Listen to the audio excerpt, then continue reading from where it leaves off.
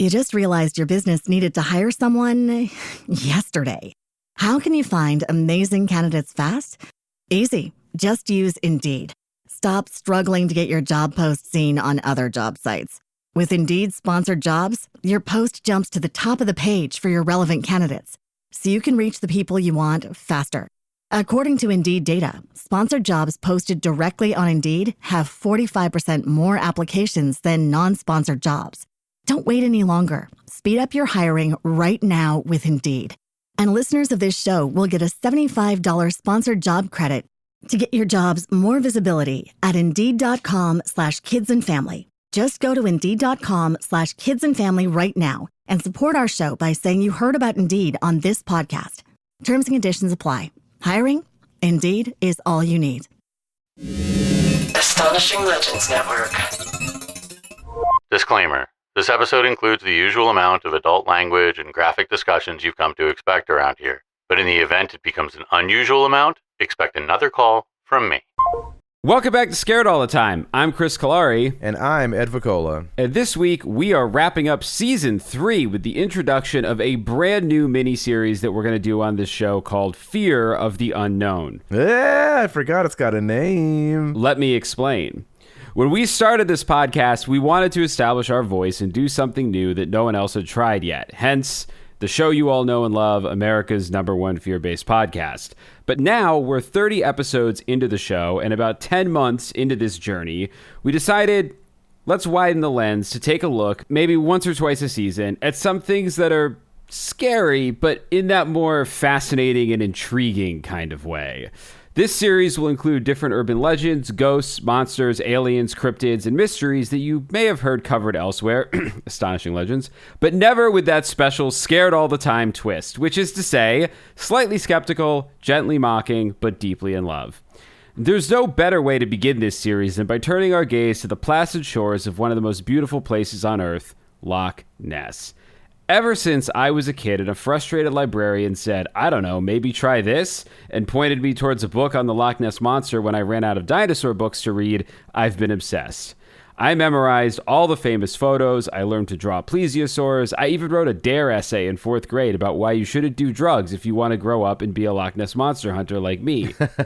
I think I spent as much time on the shores of that lake in my mind as almost anywhere else in real life. As I infamously told my friend Tina in college, one day you're going to turn on CNN and see me riding Nessie straight across the loch. And until that day comes, this podcast will have to do. What are we? Scared. When are we? All the time. Join us. Join us. Join us. Now it is time for Scared All the Time. Welcome back to Scared All the Time, everybody. It is the season finale. Who saw this coming? Anyone looking at the calendar, I guess. But it's the last ep, and we're decided to do something a little different. People, you will not miss that this episode is, in fact, a little bit different. But in a good way, not in a bad way. Different in like, oh, hey, this chocolate chip ice cream also has caramel swirl. Not like different, oh, hey, this ice cream has a rat in it. So, and here's the thing. If you hate it, here's a list of producers in good standing as of July that you can personally write and complain to. Hey, that's right. It's producer time for everybody who signed up at the I'm Terrified tier. You are not only in the Button of the Month Club, that's right, you are a producer. If you signed up for the I'm Terrified tier, you already know that, but listeners may not. So these are the producers of the show. We thank you guys very much. We're going up, up, up from here, and it's all thanks to you guys. So with that said, Ed, let's hear the names. And I know I said you guys can personally blame them, but this is going to be the first time I use everyone's full name, so definitely don't. We are saying do not bother these people if you do not like the episode. Do not bother them. They're the best. They are sweet peas, and they should not be bothered. All right, starting with Kevin Williams. Then we move to, these are no particular order other than how they show up on my screen right now. Sean Klein, Matthew Sangstock, my mom, Kristen Tattersall, Samantha Cardamon, Cassandra Oborn, Carly Cannon, Gabrielle Goodfellow, my brother, Christopher Mamarill, Catherine Lombardi, Charlotte Chevront,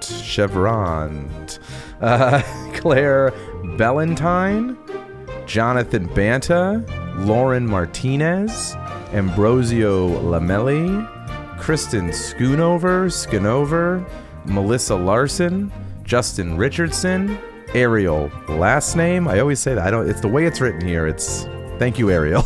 And then to move on to a truly insane one, Buttercup Honeycutt, thanks again.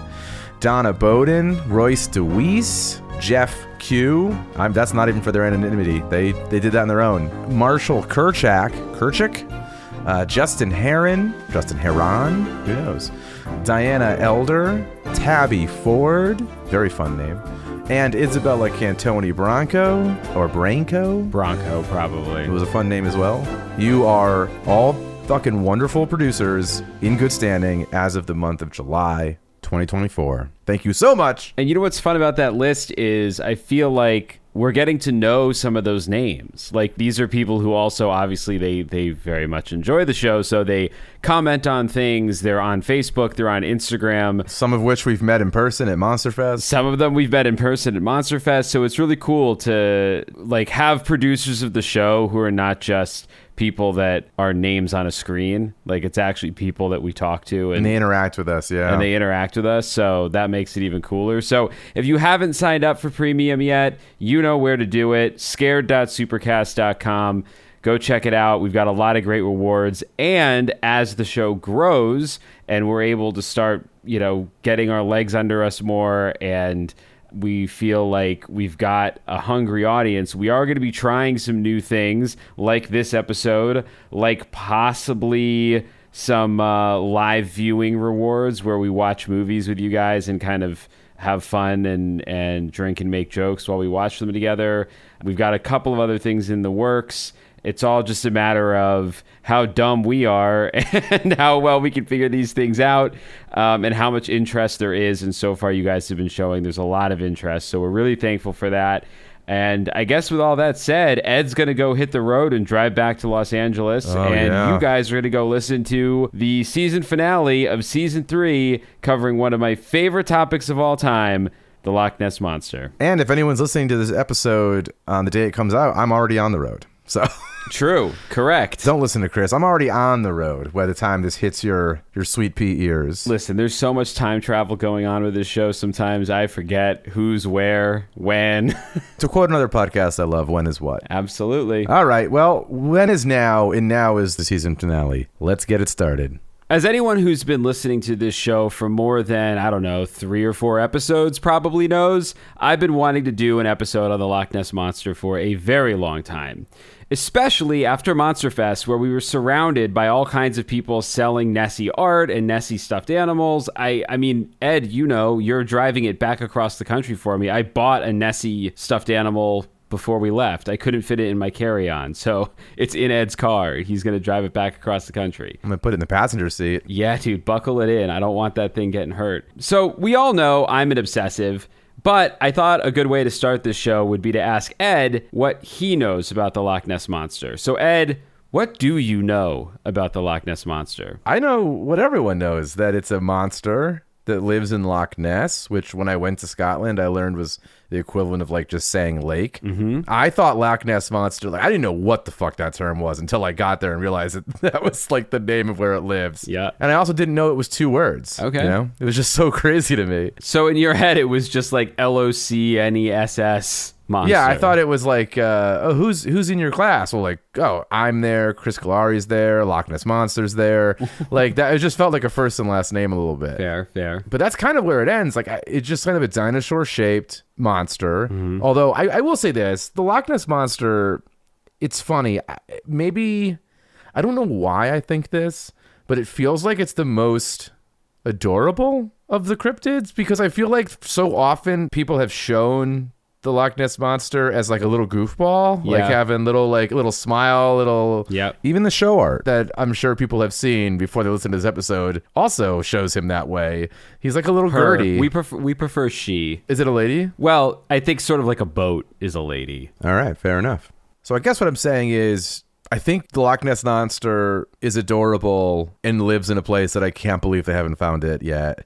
but maybe Loch Ness is huge. I actually don't know. All right. Well, we're gonna find out some of those facts. That's pretty good. That's a pretty simple grasp on things. I think most of our audience probably has at least that level. Some of them probably know way more. So I think the base things to know, Ed kind of touched on. The Loch Ness Monster, or Nessie, as she's been called since the 1940s, is a creature said to be living in the dark waters of Loch Ness in Inverness, Scotland. Theories are all over the place as to what exactly the monster is. Everything from plesiosaur to giant eel to long-necked seal to tourist trap to demon summoned by Aleister Crowley to plesiosaur, but actually a ghost plesiosaur, have all been put on the table. Whatever she is, she's real enough that 2 investigators gave her a scientific name in 1975, Nessiterus rhombopteryx, meaning Ness monster with the diamond-shaped fins. If you're familiar with Loch Ness lore, you know exactly how she got that name, and if you aren't, don't worry, we will catch you up before the end of this episode. I'm not. I didn't even know what shape the fins were. I feel like the fins are beneath the water in that famous picture. Oh, Ed, you're going to learn. You have so much to learn. This is going to be great. Well, I'll say this before we really dive into it, based a little bit on what we said earlier. Dive in. Oh, boy. Yep.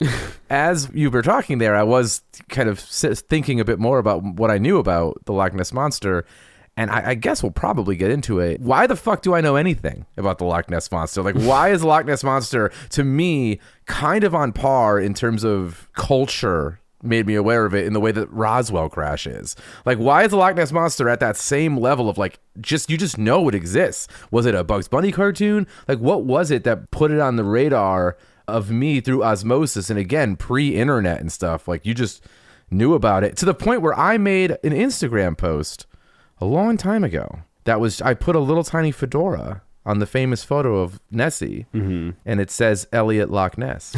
And it was for no one. I got like 1 like. Well, you don't have to answer that. It was just something I figured I would posit. My theory on that, although, it's funny, Nessie is fairly underrepresented in TV and movies, which is something that I'm trying to change every day of my life. But I would say I think Nessie holds a special place in the public's imagination up there with Bigfoot as a creature that particularly during the 1970s, and I haven't ever put too much thought into this, but the 1920s and 30s when people first started, well, I guess it was really the 1930s when people first started reporting the Loch Ness Monster. It was kind of the last gasp of the idea that real grounded practical science could find undiscovered places, could find undiscovered creatures. Yeah, there were a lot of famous explorers clubs back then. Yes, the first movie based on the book The Lost World came out in 1925 or something, I think. I think that might be later in the episode. So in the mid-20s into the 30s, that feeling that we might be able to solve these mysteries kind of capture the public's imaginations, and then it all came roaring back in the 1970s. There was sort of a new age awakening in America and elsewhere in the world, and there were a lot of books being written about ancient aliens, about Bigfoot, about Loch Ness, because we were entering this new kind of scientific era post the atomic age where people felt like, okay, well, maybe we can solve these things using science.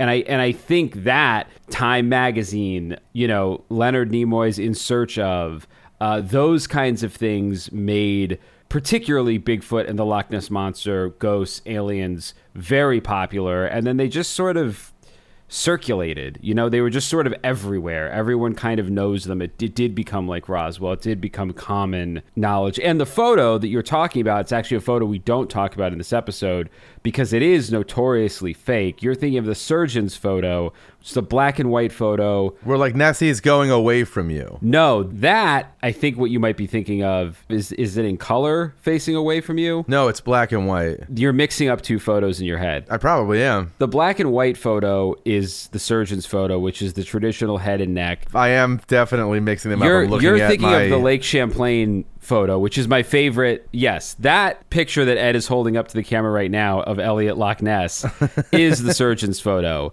The photo of a monster facing away from the camera is Champ, the Sandra Mancy photo from the 70s. and that was taken in America. We'll do an episode on Champ. That photo, the facing away from you Mancy Champ photo, is my hands down favorite cryptid image of all time. The black and white one, the surgeon's photo, was admitted, the guy who created it admitted to it being a hoax. It's like a toy submarine beneath the water with I forget how he fabricated the head and neck, but he did, I think on his deathbed, confess to it being fake. But people were already pretty suspicious because somebody at one point, I think, was like did a study of the waves, because something to do with the shape and size of the waves. It was pretty obvious that the head and neck you were looking at was smaller than the guy who took the photo, whose name I can't remember. Gotcha. Was saying that it was. Anyway, we'll get into photos a little bit. But yes, that's my theory on why the Loch Ness Monster captured the public's imagination. Also, before we dive in, I hope you put a splash sound effect every time we say dive in. I'll see how much time I have on the day.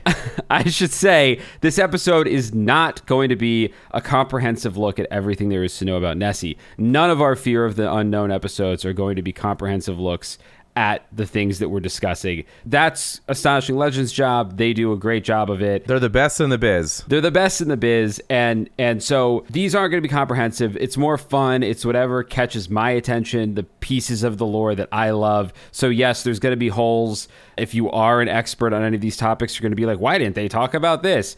It's because it just didn't seem interesting to me at the time.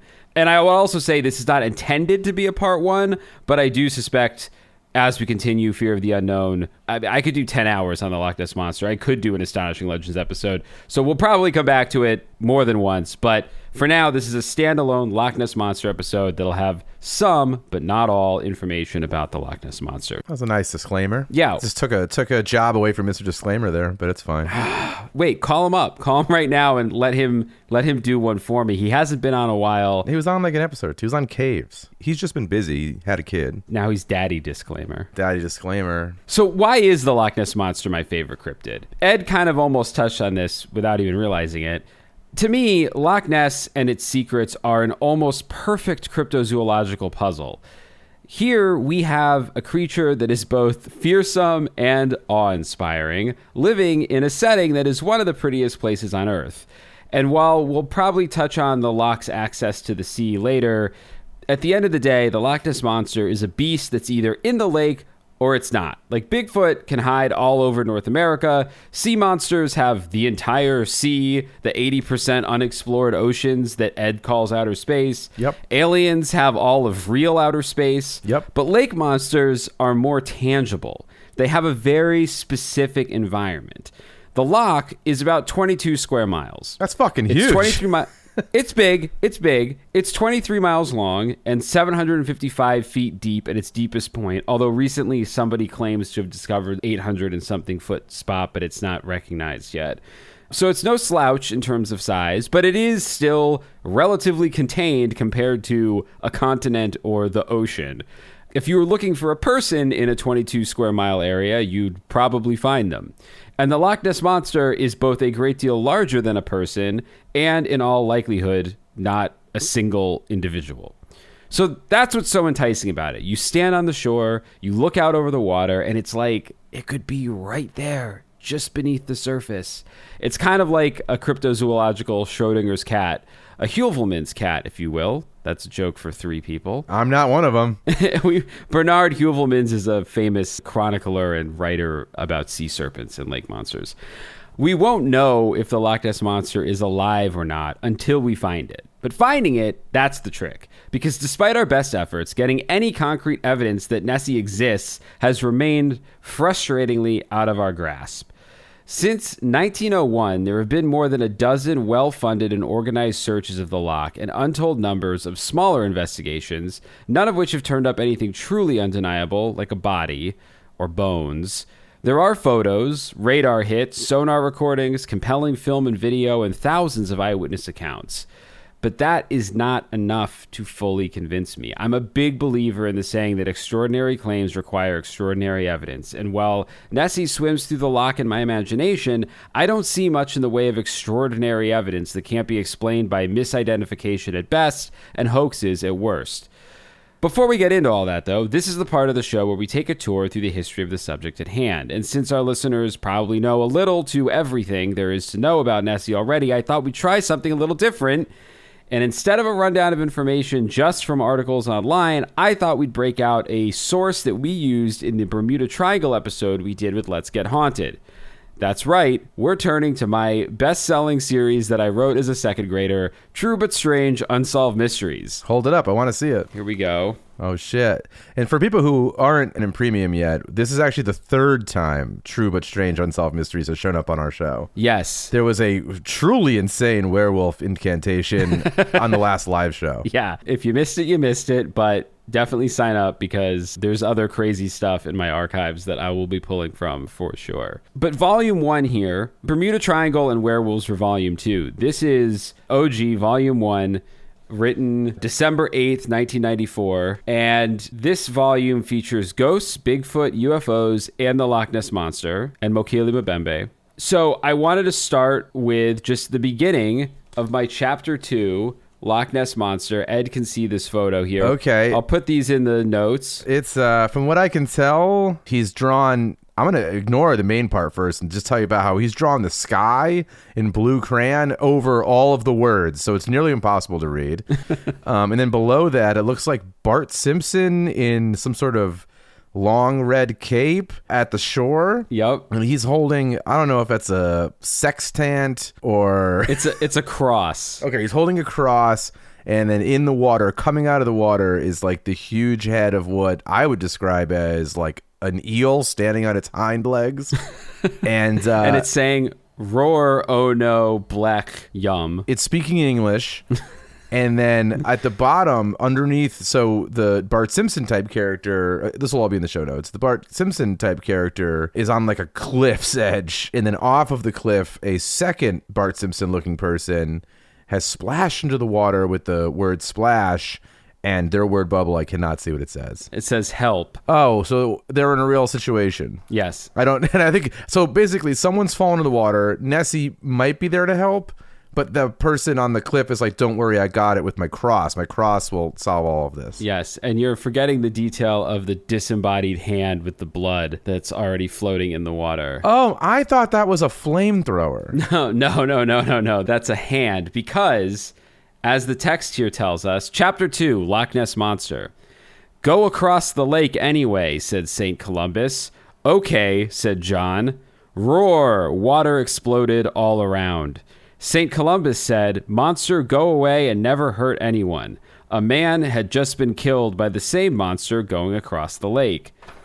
Next page says, that is the first reported sighting of the Loch Ness Monster. I don't know about you, but I think there have been too many sightings to ignore. In the last century, there have been 1,000 sightings. And then this picture is the Loch Ness Monster. Oh, wow. So the Loch Ness Monster, just for the people at home, is a totally different color now and considerably smaller. It kind of just looks like a fist coming out of the water. Yeah. Or like a piece of driftwood, maybe?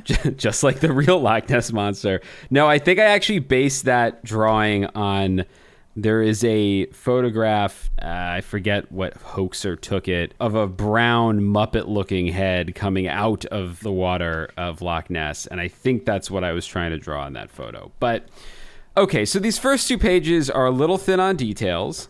I do give little Chris points for starting the chapter in media res, with the somebody was already dead and the person's being told to go across the water anyway. Did not very elegantly explain that in the writing, but the attempt was made. So, to fact check myself, the saint in question is not St. Columbus. I don't know if there is a St. Columbus. What I was going for was St. Columba, who was an Irish abbot, missionary, and scholar, born December 7th, 521, who helped spread Christianity throughout Scotland. According to an article in the National Catholic Register, St. Columba was also a statesman, a diplomat, a historical scholar, an author, and a poet. He founded many churches and monasteries. Both Scotsmen and Irishmen alike revere his name and are eternally grateful to him for civilizing their pagan ancestors and offering them Christ's promise of salvation and eternal reward. Oh my gosh. So chill, Catholic Register. We talked about this in the cannibalism episode. And St. Columbo was Peter Falk. Yeah. And he was a detective. and everyone thanked him for solving crimes. I would love that show. So yeah, let's not throw around stereotypes about the uncivilized. I'm sure St. Columba was a fine man. Anyway, this is a pretty foundational story in Loch Ness lore. It is the first appearance of the monster in the historical record. And what's pretty cool, I think, is that the source for the story is actually much better documented than it just being a myth or a folk tale. Because St. Columba was pretty important and well regarded in his day, he had a biography written about him called The Life of St. Columba, and it was published in the 7th century by another saint, the saint who had written it, Saint Adamnan, which I feel like is maybe an Irish name. Probably, which means you fucked it up. I'm sure it's some crazy way to pronounce it, yeah. Yeah, but what's cool is basically a primary source for this story exists. It was published probably about 100 years after the event was said to have happened, so definitely enough time for exaggeration to sneak in there. But as far as these things go, it's pretty of the era from which the story occurred. The story in the biography goes that on August 22nd, 565 AD, while standing upon the bank of the River Ness, which flows out to Loch Ness, so this is something people point out sometimes, this first sighting of the Loch Ness Monster didn't actually occur in Loch Ness. It took place in the river flowing out of Loch Ness into one of the other locks, and I can't remember which one right now. Are they all connected? There's a couple of locks that are connected in a row that ultimately lead out to the sea. Oh, Nessie could have left 100 years ago. Well, that's the theory. One of the things we won't really get into in this episode, although I guess we will now, Sorry. is that it's okay. Some people have theorized that part of the reason she's so hard to find is because whatever population of Nessies that there are traveling in and out of the locks, in and out from the sea back into the loch.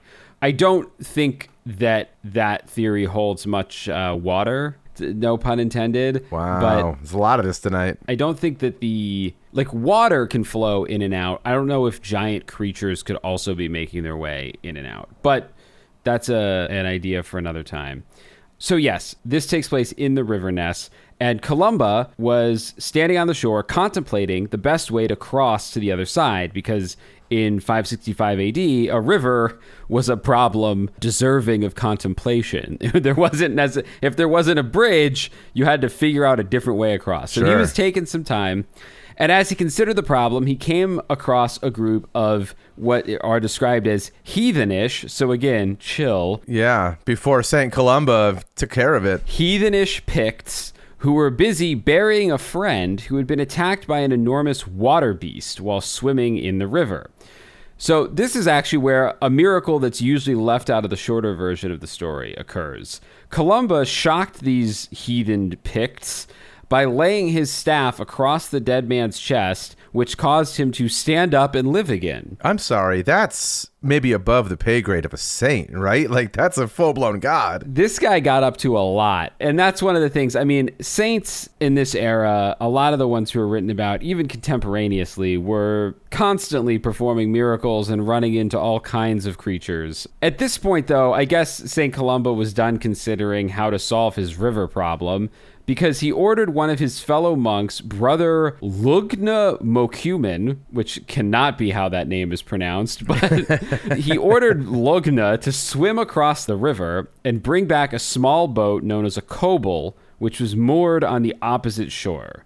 Maybe, I don't know, I think in my retelling I called Brother Lugna Mocumen John, which is what I want to call him now, because I don't know. Because Lugma's a nightmare. Lugna. So basically he was like, hey, Lugma, go steal that boat. Yep, so Lugna stripped off his tunic and immediately jumped into the water.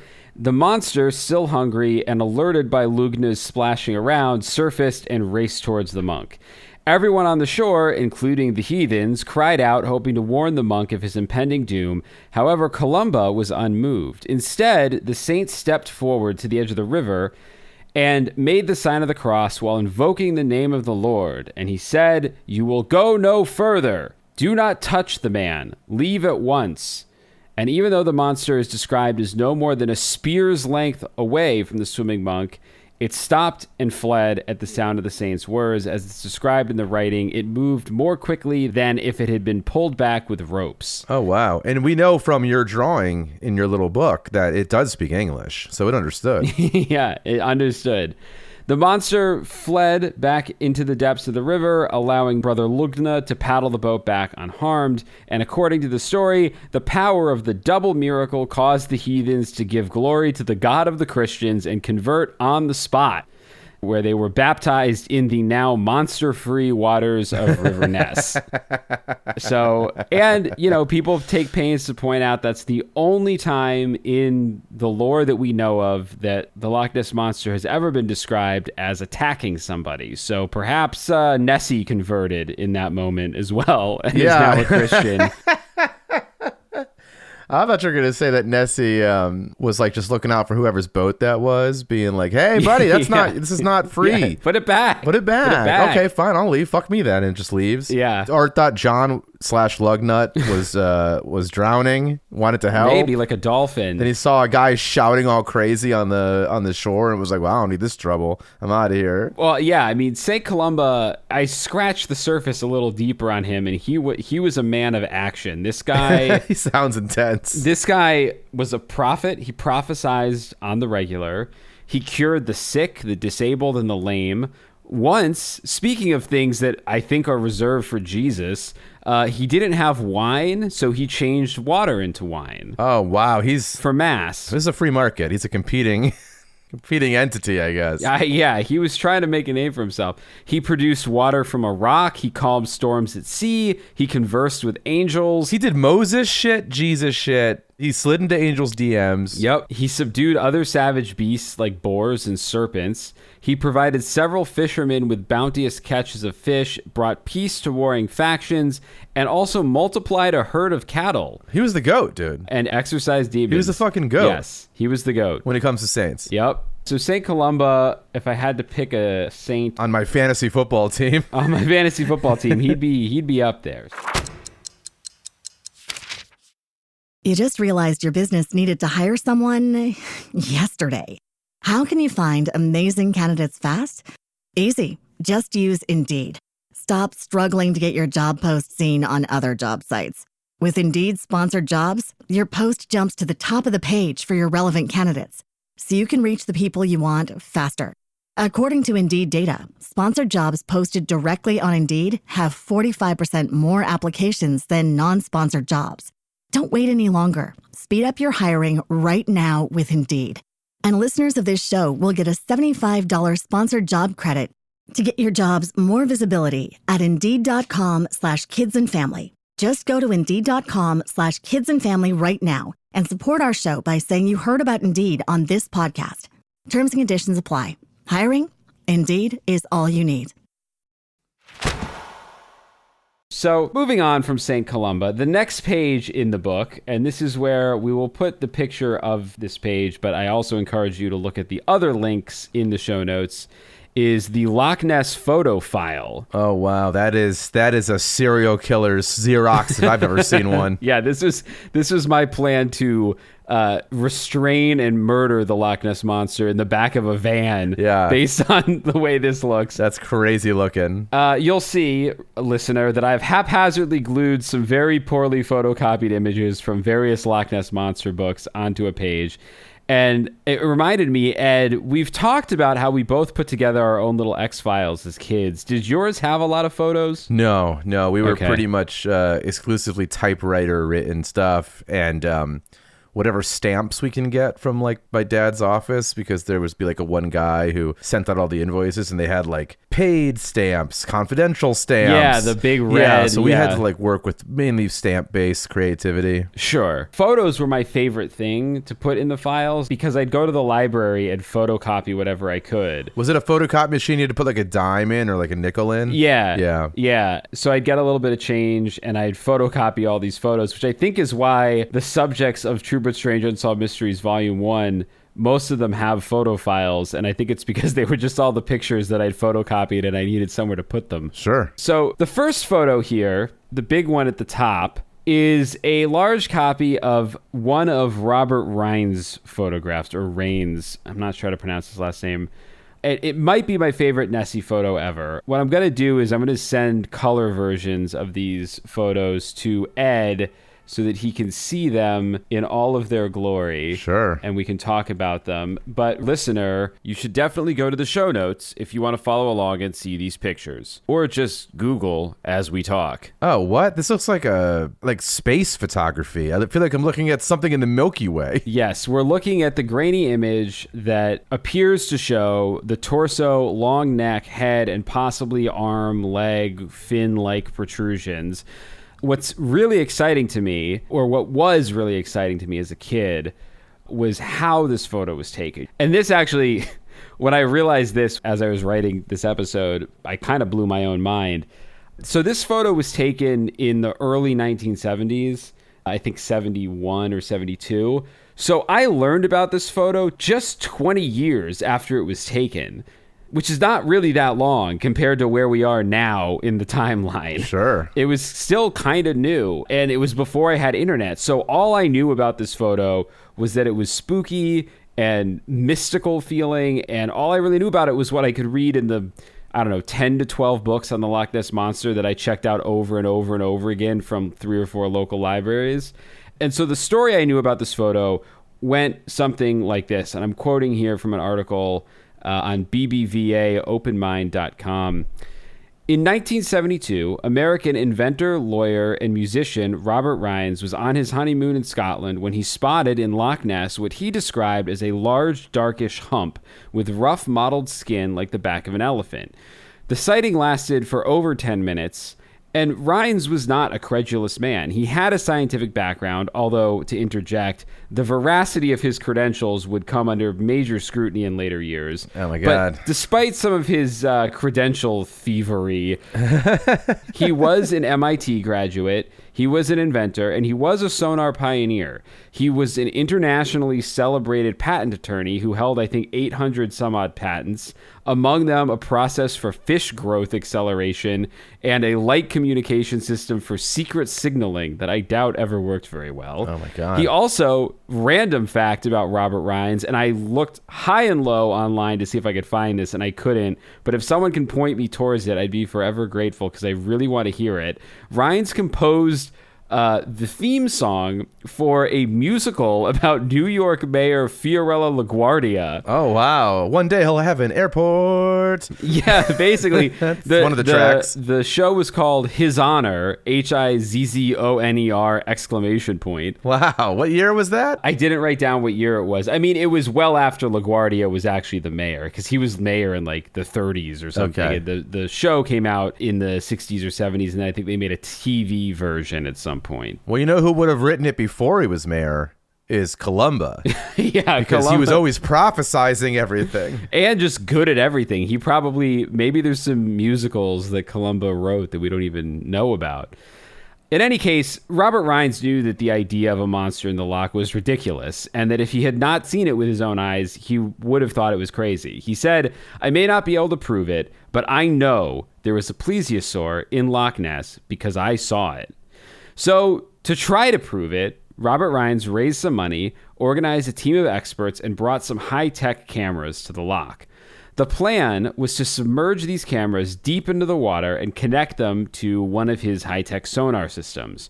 When the sonar detected motion, it would then tell the cameras to pop off a few shots. And because the loch is thick with peat, they also submerged what were essentially giant flashbulbs in an attempt to illuminate the brackish water. There's a bunch of blind as fuck fish down there now. This thing's Yes. constantly blasting off like explosions of light. Yes. Well, and so what you're seeing, the reason this looks like a deep space photo is that, and I think I might repeat myself a little bit later, but I feel like it's relevant to mention now.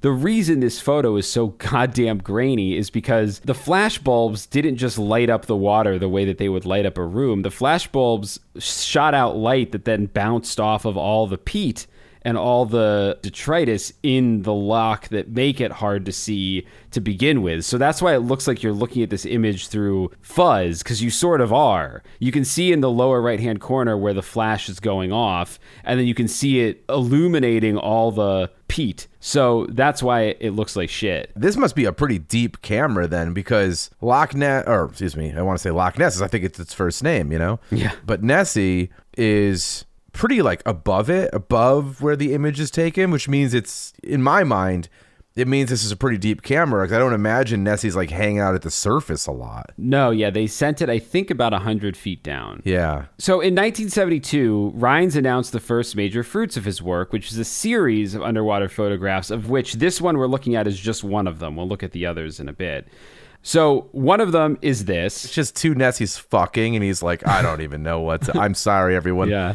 These are being revealed to me at the same time. In real time. So I apologize to all the children here. So he got a series of photographs. One is this one. Another is a series of 3 photos that appear to show a diamond-shaped fin about 1.5 to 2 meters long. And the third is what appears to be a gargoyle-like head. If you aren't familiar with these photos, like I said, I've linked them all in the show notes, and you should definitely take a look. At first glance, they're all pretty impressive. The first thing, though, that kind of stuck out to me as a kid, and Ed, here, I'm going to send you this next photo now of the head. Oh my God. This is the head? This is, The first thing I noticed, even as a kid, is that head does not really look like the head of the animal in the first photo that we were looking at. No, nor does this even look like a head. This looks like someone took a severed eyeball, like an eyeball pulled out of a corpse, and just like took it by its optic nerve or whatever and lowered it into a glass of, I don't know, root beer. Well, like this is, I don't even see the shape of a head here. Okay, so here, I'll try to show you here what people see as the head. So you see that crease sort of on the front where the light is the brightest? This? Yeah, that crease. Yeah. So to the left of it is, in that dark spot, is where people see an eye. And that the eye is here. Yeah, the eye is there. The crease is sort of like a brow, nose, ridge area.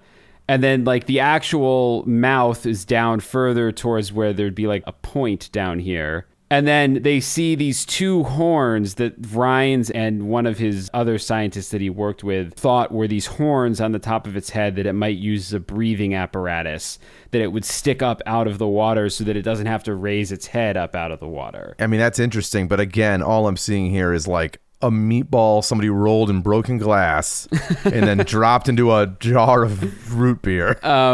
Yeah, I mean, it's not the clearest photo. I can't even imagine. They must have run out of battery on the laser pointer when they were presenting this, trying to be like, and here you can see, using like pointing the laser pointer at it, and people being like, show me again. All I'm seeing is a root beer logged meatball. Okay, wait, hold on a second.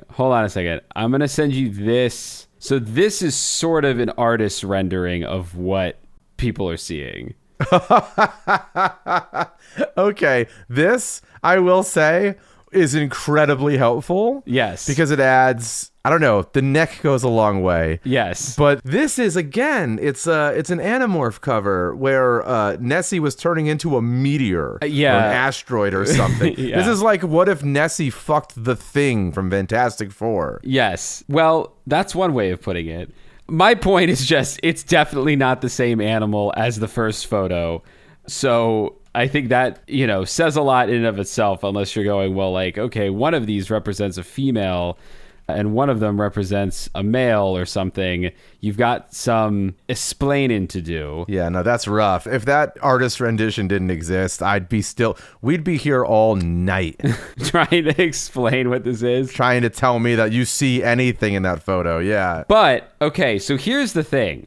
It doesn't look much like a live animal. What it does look a lot like is a lost Loch Ness Monster prop that sank in the loch just a few years before the photos were taken. A movie shot on the loch, a movie called The Private Life of Sherlock Holmes. And Ed, I'm going to send you now a still from this movie. And if you open that still, you'll see that monster head looks a lot more like a version of what they took a picture of underwater than your standard plesiosaur. Oh, but these eyes are much bigger. But yes, it does have whatever those little kind of furled fruit roll-ups that it has coming out of its head. Yeah. Well, it sank. It had been underwater for like 2 years, getting covered in, silt and dust and rotting. So, you can see how it might have fallen apart. But the other reason I bring up the private life of Sherlock Holmes, and no one's entirely sure if that is actually what the Rhines photo represents, but when we start our Scared All the Time viewing series, Private Life of Sherlock Holmes has to go on the list. Well, it's my favorite director, and I've never seen it, which is kind of insane to me. Yes, that's what I was just going to say. It's Billy Wilder, and it's written by Billy Wilder and I.L. Diamond, who's like one of the greatest writers in cinema history. Yes, it is a movie that brings together Sherlock Holmes with the Loch Ness Monster, with Billy Wilder, who, if you don't know Billy Wilder, he made Some Like It Hot, The Apartment, Sabrina, 7-Year Itch. He's like, for real, like, before Spielberg, Hitchcock has it a little bit, but like, nobody was firing on all cylinders. Like, that dude was batting 1,000 for a long time. He must have really hated this, though. It's been buried. Even I don't have it. This has been buried. But it's like finding out that Hitchcock made a forgotten movie about Bigfoot or something. You'd be like, wait, what the fuck? He did? Why? Yeah. So, yeah, we have to watch this. I've never seen it. So anyway, we'll watch it. We'll do a watch along or something. It'll be great. But the prop that broke off its mooring and sank was found in 2016. So it is still in the loch and somewhat intact. They didn't try to raise it or anything, but it is out there, and it could be what Robert Rhines took a photo of. Now, that brings us to the flipper photos. Okay. The flipper photos are classics. Of the Dolphin flipper? No. The flipper... I don't know if it was like, there was a 13-year period where the Dolphin flipper and Loch Ness were inseparable. They were best of friends. And this was a series from that time period in their lives. We are going to get to some dolphins in the loch momentarily, too. But Ed, click that link. Again, listener, I encourage you, if you don't know these photos, look at the show notes. Was this an ultrasound of a newborn Loch Ness? No, these... I'm sorry, Nessie? I think its first name is Loch Ness. So this looks like the ultrasound of a newborn Nessie. These were taken within a split second of each other when something large swam past the camera. And these are the photos that convinced enough of the scientific community that there was something going on. These photos are part of the reason that the Loch Ness Monster lives on as it does in pop culture. Because if it was a prop or something, it wouldn't move. And this is like clearly, if these are two separate photos, like there's a distinct movement of... Yes. Like it's going past the camera. Yes. With this little adorable arm. Yes. And flippers, fins, what have you, are something that people think of plesiosaurs as having. And these photos have extra high-tech bona fides because Rhines took the photos to no less of experts than the people at JPL in Pasadena, the Jet Propulsion Laboratory. Which, in fairness, back then was like a breeding ground for satanic cults. Yeah. More than it was like sending satellites to space. That too. But they had some photographic enhancement equipment that he wanted to use to try to figure out what these images were. And that's neat. That's very neat. But here's the thing. It begs the question of what the unenhanced photos look like. And wouldn't you know it, people were able to dig up the unenhanced photos. So Ed, go ahead and click that link. That's not anything. It's nothing. This isn't anything. It's such a bummer. Can you describe to the listeners? I mean, there's nothing to describe. I mean, that's actually very easy to describe. Listener, imagine you had a tank of green water. Like, I don't know, just a jar of Mountain Dew. And then you lowered a potato in it, like a russet potato, into it, and then took a blurry photo of the potato in green water. Yeah. And that is what I'm looking at. To be honest, I don't even know how they got the flipper shape out of this image. No. The enhanced photo is just a separate photograph. It's just, it looks like they might have just drawn the flippers. This also looks a little bit like, to give it the tiniest bit of credence, it kind of looks like if you try to take a photograph of a manatee, but like really too close. Yeah. Where you just got like the fucking side of a fat manatee. Well, right. To be fair, this was, I mean, yeah, they didn't have the technology that we do now. So, you know, the idea of like, part of the reason that they set up this whole sonar system was because they don't have autofocus. So they need to try to take pictures of things at a certain focal distance from the lens, which depending on what direction the thing is moving is very hard to do. So, you know, I also think one of the problems with the Rhines photos is this underwater flash. yes, you did need it to have any chance in hell of taking a picture of anything, but because the light is bouncing off all those peat particles, it's not only hard to tell what you're looking at, it's hard to tell what you're enhancing when you enhance the photo. Are you enhancing something there, or are you just enhancing peat particles? Like, it's impossible. But Robert Rhines wasn't deterred by any of these details. Do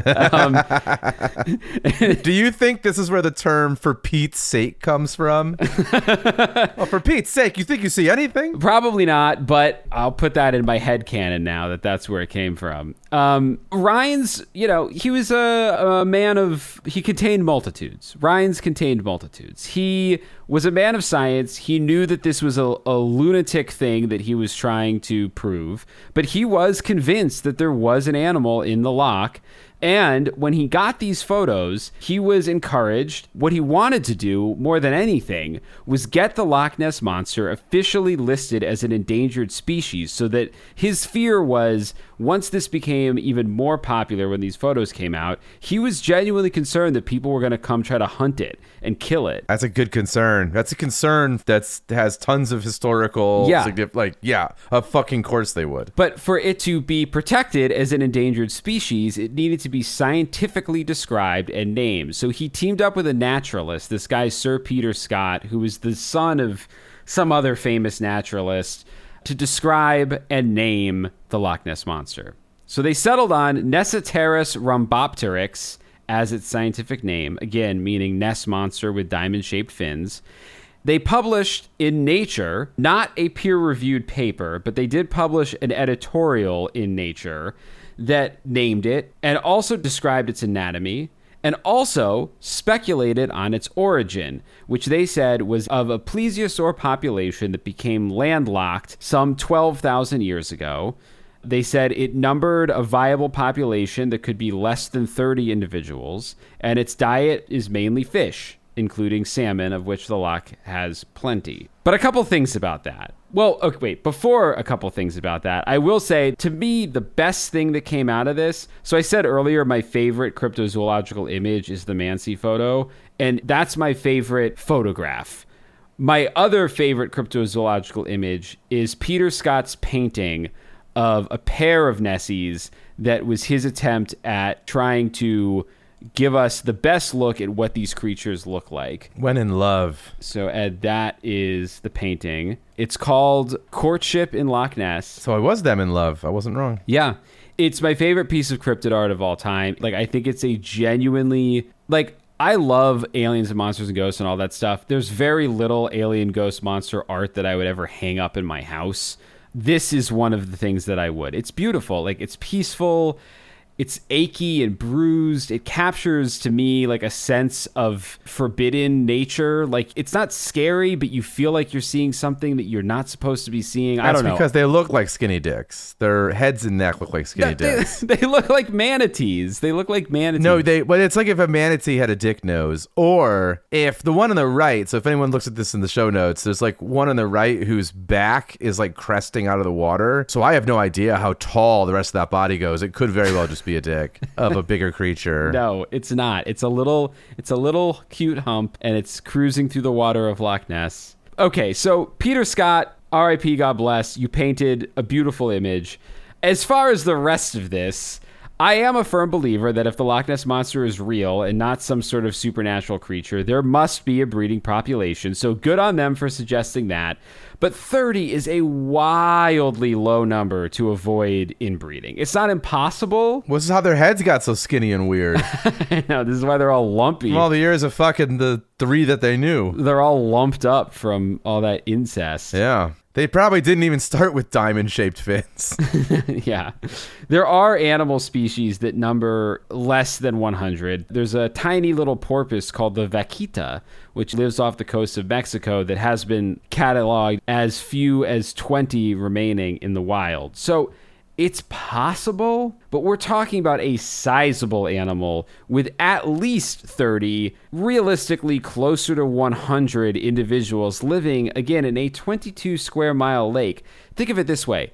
LA County has three mountain lions living in 100 square miles, And people see them on a pretty regular basis. Yeah, but they can't go underground, though. I mean, how many mole men live in LA and we have no idea? True. Or the hundreds of people who live like underground in Vegas. There's like documentaries about it. Yeah. People don't see them. You know, and LA is much more populated than the Scottish Highlands. But again, it stretches credulity for me. The other thing that stretches credulity that drives me nuts, and people I don't think point this out enough, so I'm going to point it out, is that Rhines' theory proposes that these plesiosaurs became landlocked 12,000 years ago, which is a perfectly fine theory, except that supposes that plesiosaurs were breeding in large enough numbers for a community of them to become landlocked 12,000 years ago. Yeah. Which ignores the fossil evidence that plesiosaurs lived from the late Triassic into the late Cretaceous, which was 215 million to 66 million years ago. So even if they survived, I don't even think mammoths were living 12,000 years ago. I mean, they've been around. They've been around a minute. Okay, so mammoths died out between 14,000 and 10,000 years ago. So maybe that's where some of this logic is coming from, is that like at the end of the last ice age, when mammoths were still alive, that possibly plesiosaurs were hanging out too. When you point this out, people are then quick to point out that the coelacanth, which is a prehistoric fish, was only discovered to still be living in the 1930s, which is very cool, but I counter it was in fact discovered in the open ocean in the 1930s and is much smaller than a plesiosaur. Wow, that's true. Maybe they're just chiller. They'll come to your call. You'd be like, what's up? You'd be like, oh, hey, what up, dude? They won't. They're fish. They're very big fish. You know, we call it, the coelacanth is colloquially known as a living fossil because it is so rare and crazy that it still is alive when the rest of it, we just have evidence in the fossil record. So this is where I point out that, okay, the coelacanth was discovered in 1938, which is 5 years after the first modern sighting of the Loch Ness Monster. Is the coelacanth still with us? Yes. And in fact, they've discovered, I believe, 1 or 2 additional species of coelacanth. Oh my God. When it rains, it pours. Yeah. The first film of adaptation of The Lost World, like I said earlier, came out in like 1925 or 1928. But they had to revise it when those other fuckers were found. I know, they were like, damn it, in The Lost World, we talk about how certainly dead the coelacanth is, and now we look like fools. Oh my God, what fools. So this idea was out there that there were these creatures at the very edge of science, and it was kind of permeating popular culture and academic culture. And so I think that kind of moment has something to do with why people were quick to point out that maybe the Loch Ness Monster was some sort of a plesiosaur.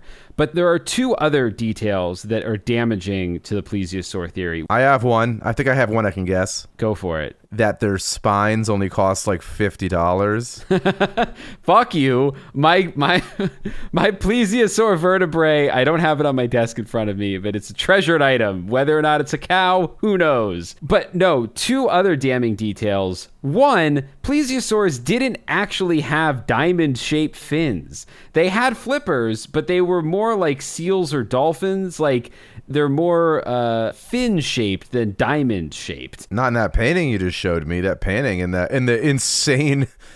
that insane, like, enhanced photograph. No, I know, but the painting and the enhanced photograph were both creations of Rhines and Scott, who were leaning towards... So they took the photo, then they enhanced it, they found this diamond-shaped fin in the photo, and then Peter Scott went and painted his painting based on that photo. And then Billy Wilder wrote a movie that included Nessie with a co-writer named I.A.L. Diamond. What does I.A.L. Diamond have anything to do with this? I'm just saying his name is Diamond. Ed. And this is a diamond-shaped fin. Oh, I see. I gotcha. All right. That took me a second. This is what I was going to say before we went off on that tangent was it pains me. I want the Loch Ness Monster to be a plesiosaur or some hyper-evolved version of a plesiosaur more than anything. When I dream of riding Nessie across the loch, that's what I dream of. The creatures in the Scott painting, that's what I want more than anything. But it's not great that plesiosaurs didn't have diamond-shaped fins, so maybe these super plesiosaurs evolved to have diamond-shaped fins. Sure. It's possible. Yeah. There's also the small detail, though, that most reports of the Loch Ness Monster don't actually feature long necks. It's generally believed that there have been about 1,500 cataloged sightings of the Loch Ness Monster, but only about 20% of those reports mention a neck of any length. So the long neck is not the monster's normal form. Whoa. Do you think it gets hard? Like its neck, like, do you know what I'm saying? Like maybe it's all small and then it gets big? It's possible. Ed, you are, what's the word? You're drunk? No, that might be the word. But you're demeaning my beloved creatures with dick jokes, but that's fine. I generally don't do this type of comedy in my career. It's just when you see a dick, you know it. That's basically where I'm getting at. So I can't help that you've shown me like 7 pictures of fucking dick neck manatees. I know. Well, all that said, Robert Rhines would continue to employ unusual methods to find evidence of this creature in the loch. In a book called Search at Loch Ness, which documents a highly publicized 1976 hunt, author Dennis L. Meredith writes that Rhines spent the part of one summer trying to ply the animal with tempting smells and sounds. This is about to sound like a homunculus recipe. Quote, there were sex glands of eels, sea cows, sea lions. There were substances known to attract fish, and there were tapes of various sea animal sounds to be fed into underwater speakers. Yeah. So that was one attempt. And then in 1979, here's where we come back around to Flipper, Rhines enlisted new team members in his quest, a pair of bottlenose dolphins. According to reports in the New York Times, Rhines was training the dolphins at a Florida facility to wear harnesses and vests tricked out with strobe lights and miniature cameras. Oh my God, these poor dolphins. According to an account in a June 1979 issue of New Scientist, special lightweight cameras were designed to fit inside a cylinder just 10 centimeters in diameter. And everything was falling into place, according to Rhines. The dolphins had succeeded in trailing sea turtles and sharks, which sounds like he did not care for the safety of these dolphins one bit, that he has them hunting sharks. Well, no, but these are dolphins who are also the life of the party. They show up with like a fucking strobe light. It's like, hey, you boys want to party? And it was like, hell yeah, dude. And so, yeah, who's going to fight that dolphin? They're like, that dolphin has Molly. Rhines told the news service, quote, the obvious problems of using the dolphins in freshwater and at relatively lower temperatures have received very careful attention, which I would certainly hope, because yes, these are saltwater creatures that live in generally warm environments that are going to get plunged into a freshwater lake in Scotland, which even in the summer, I don't know how warm that water gets. Yeah, it's got to be like, what are you seeing down there? Like, because if you're a dolphin, you're seeing vegetation and underwater life that you have never seen. Yeah. And you're dressed in a vest and a fucking part in a boombox and a fucking disco ball with you. Dosed up. You're just like, who wants to party? I'm in this haunted house. I hate this. After training, the dolphins were slated to go through a period of what was called acclimation to colder water before being spirited away to the chilly shores of Loch Ness. Unfortunately, and who could have seen this coming, one of the dolphins died during training. Oh, no. Rhines said it was because it was separated from its trainer and died of a broken heart. Oh, my God. Which, to me, sounds like Rhines fucked this dolphin to death and needed... or something. Or Rhines made the mistake of loading its boombox with just the saddest ballads. Yeah, I don't know what the hell they're covering up, but the fact that their go-to story was, well, gee, I don't know, it was separated from its trainer and died of a broken heart. Excuse me, no, it didn't. Yeah, no way. You killed this dolphin. There's no fucking way, buddy. Everyone came out the party and was like, did anyone check on the dolphin? And it's just dead. And they're like, I don't know, it must be a broken heart. Definitely not all the cocaine ringing its blowhole. I love that in this version they are just party dolphins. Yeah. Anyway, Rhines, even after this, continued his expeditions in one form or another for decades, though he would never again produce evidence as compelling as the underwater photos, which, at least makes me think he was approaching the endeavor somewhat honestly. He wasn't coming out with new and better photos every couple of years. Yeah, that's true. Which is very much unlike the man who produced the next photo in my photo file here. Okay. Ed, I'm going to have you look at this and tell the listeners here's what we... Oh, okay. It's kind of like, you know those costume horse heads that are like all floppy and rubber that people put on and they like do videos of themselves with this little horse head? Mm-hmm. You know what I'm talking about? Like the Chive, the shit websites like that used to have? Mm-hmm. It's kind of like if somebody put that style head, but it's a Nessie head on a camel, and then they put that camel in the water. Yeah, all right. That's sure. I can see that. I go with So that. what I'm seeing here is two very distinct camelish humps that are like sticking out of the water, and then there's a small flat spot of water with a third item coming out, which is definitively a head. It has like a very funny little trogdor mouth. Yes. Consummate V's, burninating the villagers. Hell yeah. So that is what I'm looking at. So it's like, again, someone put a camel in the water and a Nessie head on the camel, and they said, scoot out there, let I get a shot. Well, get this. This photo was taken, or produced one way or another, by a man named Frank Searle. Frank Searle, spoiler alert, fucking rocks. Okay. He had access to camels in northern Scotland. He's kind of a scumbag, but he's one of those old school scumbags that's like... Will drown a camel for fame? No camels were involved in the making of this photo. That's hard to believe. Hard to fucking believe. This is a photo of Frank Searle. Literally him? Literally him. This is what he looks like. Oh, you're sending it to me. I thought you were saying the picture I'm looking at of the thing was Frank Searle. Yeah. Frank Searle is the Loch Ness Monster. Okay, Frank Searle, he's double fisting cameras. He's tan as fuck. He's super tan. He's got a full head of hair at an undisclosed age. He's wearing a very fun outfit. He has what I would describe as part of a pallet under his feet. Yeah, he looks like he fucks. Whoa, oh boy, did he. So Frank Searle was a photographer who moved into a tent on the side of the loch in an attempt to prove the monster exists.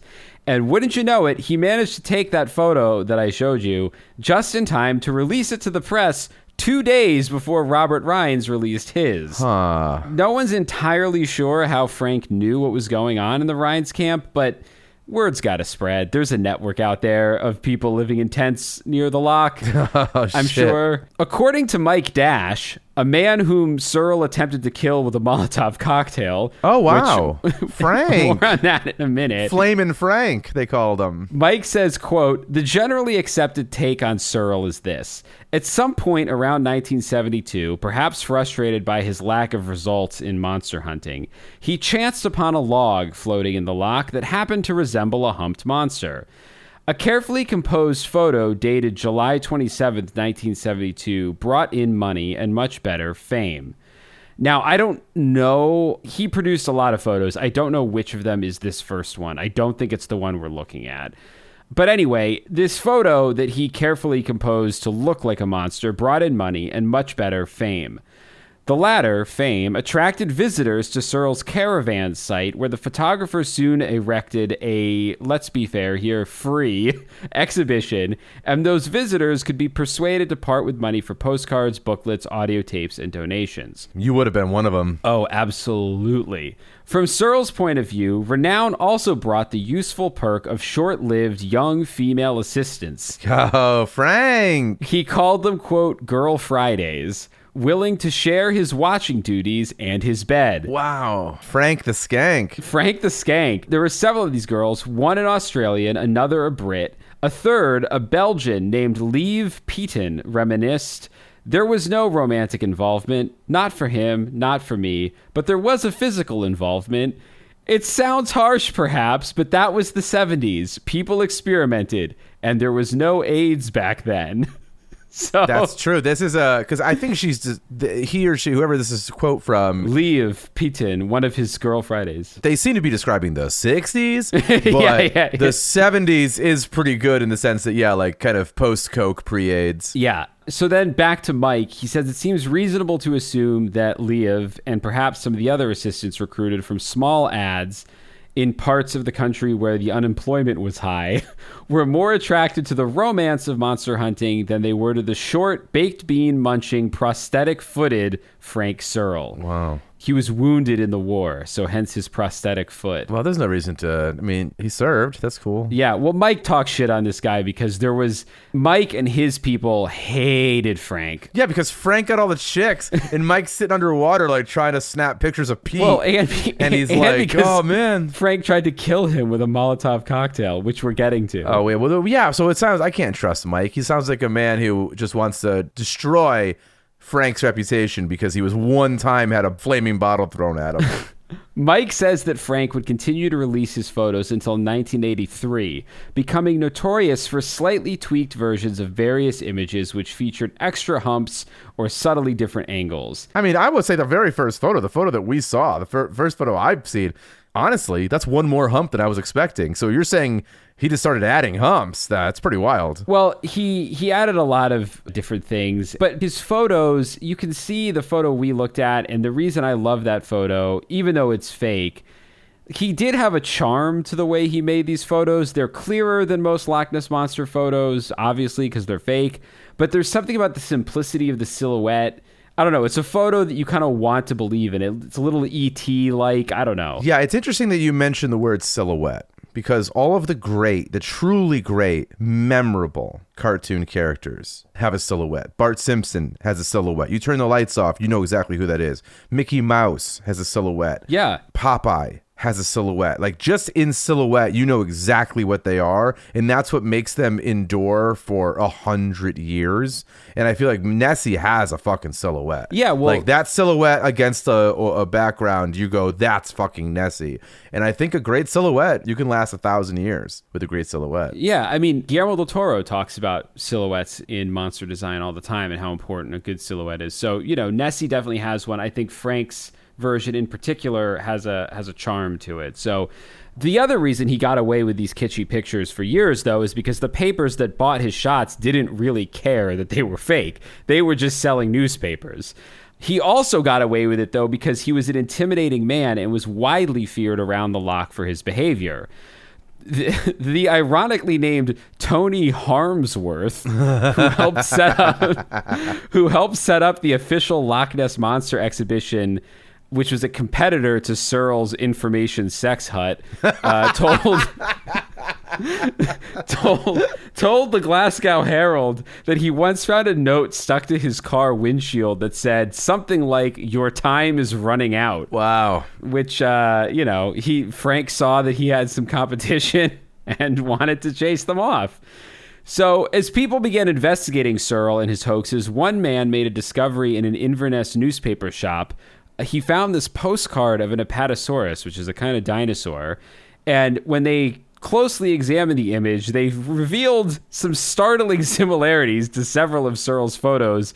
It basically seemed that he had cut the image into thirds and glued each third to a different photo of the loch to produce 3 different photos, one showing a head and neck, another showing a large single hump, and a third showing a tail emerging from the water. He's a collage artist on top of all of it. Yeah. I mean, yeah, if you framed the triptych of those, you could probably sell that for more money than saying that it's a real photo. I mean, we'll be doing that, guys. It'll be in the store as soon as the store is up. Yeah, when the Shopify's up. Keep an eye out for our authentic Loch Ness Monster photography. Oh, it's going to be sick, dude. Searle's boiling anger and competition with others came to a head in August 1983 when he launched that infamous Molotov cocktail at an observation boat that Mike and a few other lookouts were cruising on. No one was harmed, but the resulting investigation did cause Searle to flee the loch, never to return. Because he was there's a wanted man. Yeah, yeah.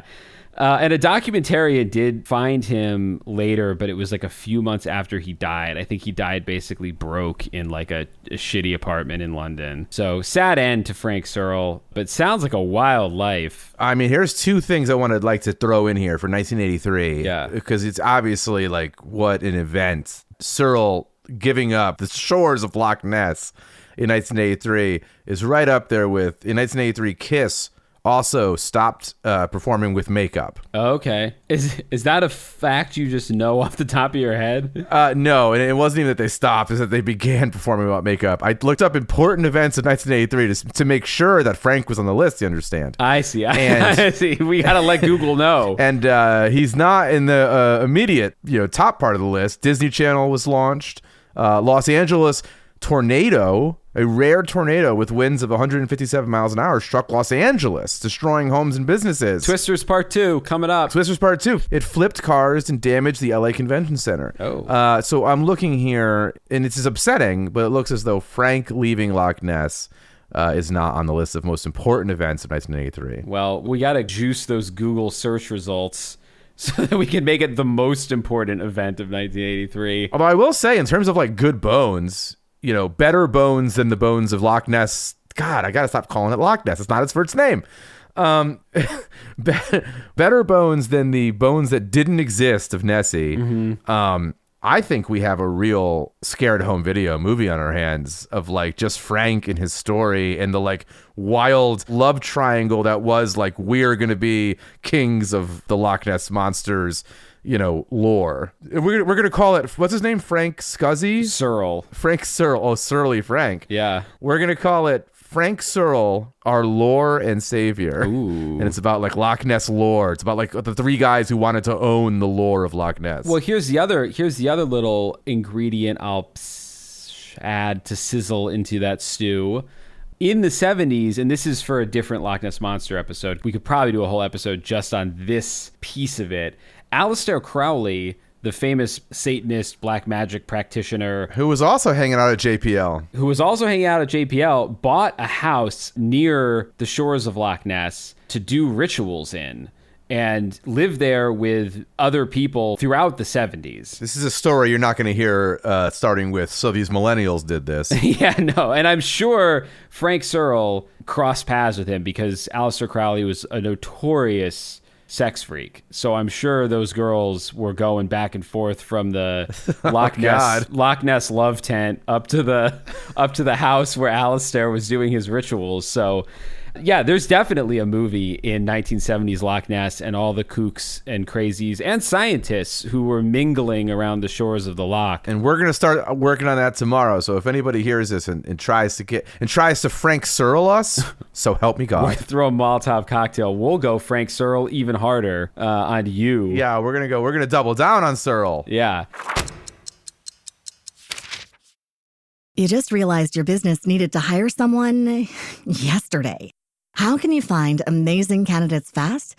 Easy. Just use Indeed. Stop struggling to get your job post seen on other job sites. With Indeed sponsored jobs, your post jumps to the top of the page for your relevant candidates, so you can reach the people you want faster. According to Indeed data, sponsored jobs posted directly on Indeed have 45% more applications than non-sponsored jobs. Don't wait any longer. Speed up your hiring right now with Indeed. And listeners of this show will get a $75 sponsored job credit to get your jobs more visibility at Indeed.com/kidsandfamily. Just go to Indeed.com/kidsandfamily right now and support our show by saying you heard about Indeed on this podcast. Terms and conditions apply. Hiring? Indeed is all you need. All right, so we've got one more photo in the photo file to get through, Ed. I'm going to send you the link to this one. Now, this is my least favorite photo. I don't really know why I included it in the Loch Ness photo file. It's just a piece of pizza. It's not nothing to do with Loch Ness. It's just a photo of a piece of pizza. It's an image. You don't have to describe this to the listeners. It's an image of three humps spaced equidistant from each other in the loch. It's a boring image. I like images that look like real creatures. There is no creature that ever did or ever will live that has a back silhouette that looks like this. It kind of looks like a stegosaurus in very shallow water, and you would just see like three of its little spikes. Kind of. According to the text accompanying the image actually on the photo file, there's text in the photocopy.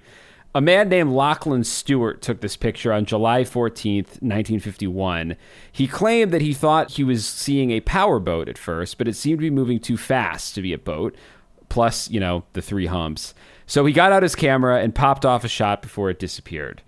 Which, immediately, I say, come on, man. in 1951, cameras were better than they were in the 1930s, but something moving at the speed of a powerboat is going to have a little motion blur. And not only that, if you look at the photo as I am with my human eyes, there seems to be no wake whatsoever off these three items. No, like it's just like completely still water on like all sides of them. Yes. So pass, fake. I don't know. People say they think it's rocks. I don't even think it's rocks. I think that's being too generous because those don't look like rocks and they'd still be there. Yeah. Yeah. Like rocks wouldn't move. I think those floating rocks, those famous floating rocks. I think Lachlan Stuart 100% faked this. I don't know how. He probably just floated some shit out there, some garbage bags tied together or something.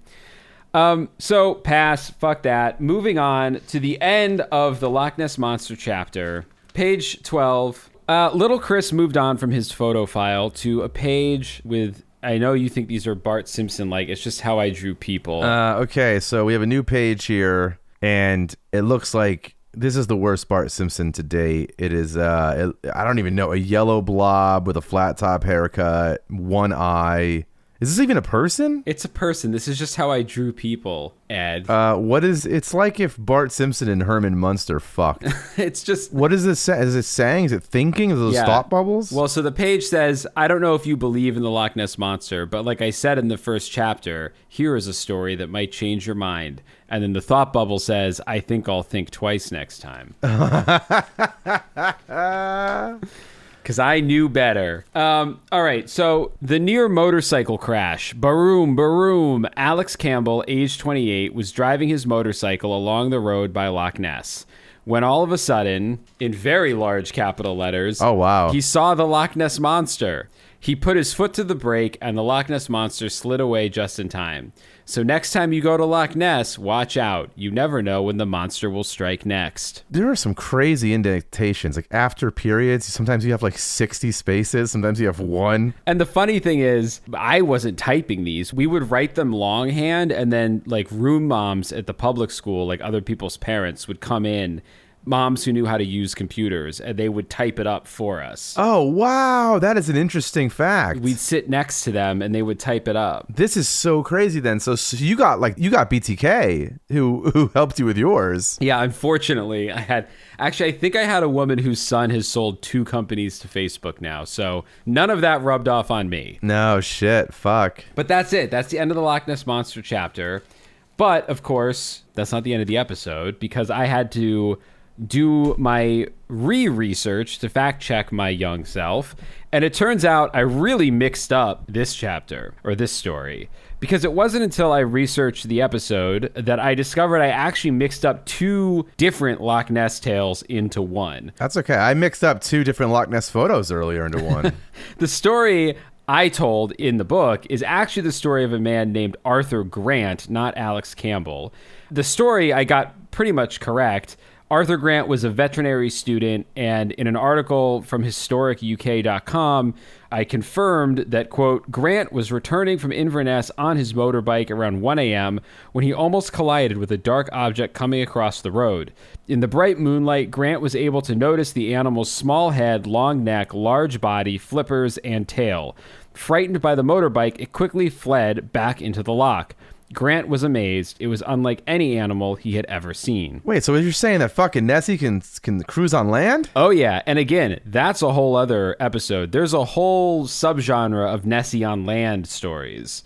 There's a lot of them. But Alex Campbell, the name that I used in Arthur Grant's story, is a different guy, very influential in Loch Ness lore.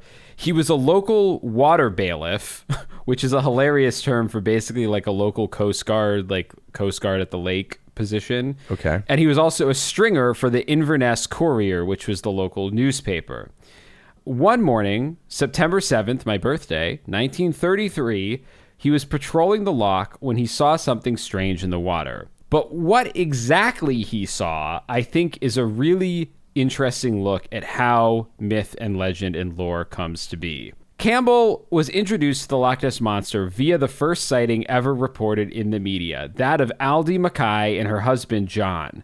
On April 15th, 1933, they were driving home from the hotel they managed when they saw what Aldi described as, quote, an enormous creature with the body of a whale rolling in the water. She yelled for her husband to stop the car, but by the time he'd done so, all he could see were ripples. In an anniversary article, an 80th anniversary article that was just published a couple years ago, a newspaper called The Scotsman reported that, quote, as the commotion subsided, a big wake spread across the water towards Aviary Pier on the opposite shore. Then, about halfway across, two black humps emerged, moving in line, the rear one somewhat larger than the front one. They moved forward in a rolling motion like whales or porpoises, but with no fins visible, rising and sinking in an undulating manner. Then the objects turned sharply to port, which is the left, and after describing a half circle, suddenly sank with considerable commotion. The paper goes on to say this. The Mackay's experience soon reached Alex Campbell, the water bailiff in Fort Augustus, who reported it to the local newspaper, the Inverness Courier, because he was a stringer reporter for them. In his sensational report on May 2nd, 1933, then editor Evan Barron described what had been seen as a monster, and the modern legend of Nessie was born. Aldi's immediate conclusion was that so Aldi, the woman who was driving with her husband, believed that they had seen the beast, which was her reference to the legendary water kelpie or water horse that had long been reported to inhabit Loch Ness. If you don't know anything about kelpies, long story short is that they're believed to be evil spirits that take delight in luring travelers to their death by drowning. Isn't there like a fucking kids movie from a couple years ago called The Water Horse? There is. Well, and it's a Loch Ness Monster movie. And it wasn't evil, was it? It looked like that movie was like a kids movie. No, I mean, kelpies in folklore are evil. I think the term kelpie has now become something that gets used in cartoons and stuff in kids' movies for like a mystical water creature. But Gotcha. The original kelpies would kill you. And historians think that kelpie was a myth used to explain why people drowned in lakes and why when the body didn't reappear, the story kind of led to the conclusion that it was whisked away to some other world. And it was believed that while mankind possessed the land, water was the preserve of this other world. We've seen that a lot. There's like water is like we've talked about it in I think other episodes where like water is looked at as like the lubricant between the veil or whatever. Like you need water to travel between our reality and other realities. Yeah. They do a great job of that actually in Constantine, the Keanu Reeves version. Yeah. So there were similar beliefs about every lake in Scotland, but because of the size of Loch Ness, the kelpie living there was thought to be the biggest. There's a bunch of other really interesting connections between kelpies and Nessie, but again, that's another episode. What's important here is that Alex Campbell wrote a sensationalized story about Aldi's sighting for the Inverness Courier, which ran it under the headline, Strange Spectacle on Loch Ness, what was it? And then a few months later, Campbell has his own sighting on September 7th, 1933. He shared that story in a few different forms over the years, most famously in a drawing and handwritten letter that he produced in 1970, so 40 years on from when he first saw the creature. In it, it's really hard to read the handwriting, but on his drawing, he's drawn this creature labeled as 6 feet tall, which is the distance of its head and neck coming out of the water, and about 30 feet long. I can't tell you what he actually wrote in the drawing, because like I said, I can't really read it, but we have a version of his story published in something called Everybody's Magazine in March 1959, in which his description goes like this. The early morning mist was clearing fast as I came out of my cottage on the banks of Loch Ness. It was a June morning in 1934. Then, as the mist shredded away under the warm sunlight, I witnessed the most incredible sight I have seen in my 40 years as a water bailiff on Scotland's biggest loch. Something rose from the water like a monster of prehistoric times, measuring a full 30 feet from tip to tail.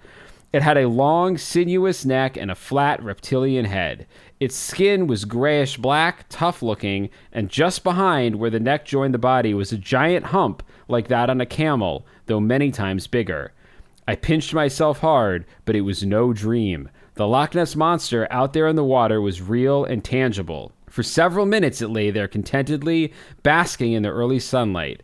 The sound of a couple herring drifters approaching from the lower basin of the Caledonian Canal broke the spell, and as the drifter came nearer, it lowered its long neck and dived under the dark surface of the loch, disappearing in a turmoil of water and sending up a miniature tidal wave. I have seen one of these strange denizens of the loch, for there are certainly more than one, several times since, but never quite so clearly.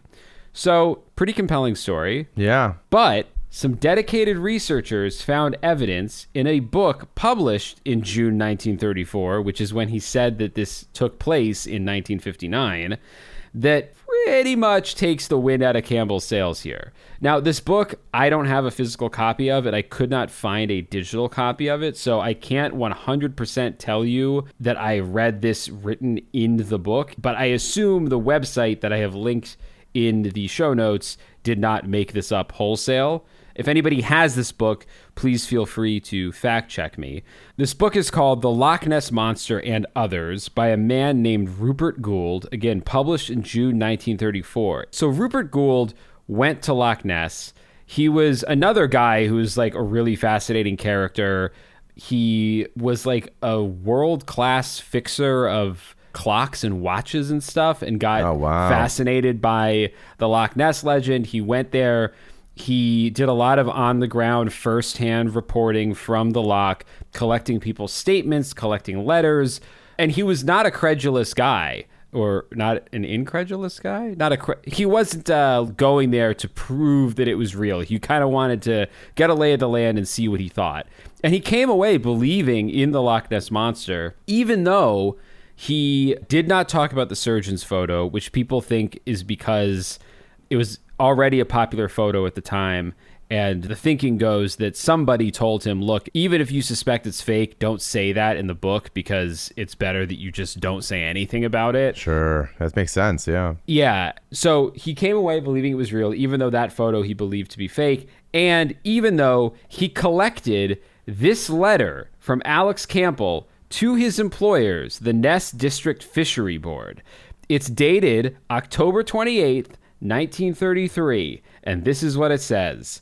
One day early last month, September 7th, 1933, at about 9:30 in the morning, I was watching this end of the loch. The light was very uncertain, there being a fairly thick haze on the water, and along with this, the sun was shining directly in my eye through the mist, making the visibility very bad. I had not been watching for more than a minute before I noticed a strange object on the surface about 600 yards from where I stood. It seemed to be about 30 feet long, and what I took to be the head was fully 5 feet above the surface of the loch. The creature, if such it was, and at the time I felt certain of it, seemed to be watching two drifters passing out of the canal and into Loch Ness, and whether it was due to imagination or not, I could have sworn that it kept turning its head and also its body very quickly, in much the same way as a cormorant does on rising to the surface. I saw this for fully a minute, then the object vanished as if it had sunk out of sight. So we got the drifters, we got it sunbathing, well, sort of sunbathing. We went from a minute to 10 minutes. And, you know, this 30 feet long, the head 5 feet above the water, all seems pretty similar. Then he says, last Friday I was watching the loch at the same place and about the same time of day. The weather was almost identical, practically calm, and the sun shining through a hazy kind of mist. In a short time, something very like what I have described came into my line of vision and at roughly the same distance from where I stood.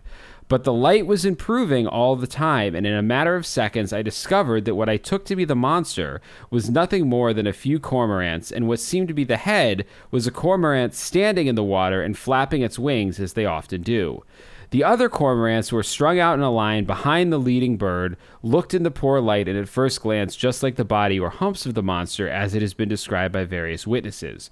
But the most important thing was that owing to the uncertain light, the bodies were magnified out of all proportion to their proper size. This mirage-like effect I have often seen on Loch Ness, although not exactly in the same form as I have just described. Other people who know the loch can verify my statement as to the mirage, but it only occurs under certain conditions and if the loch is calm.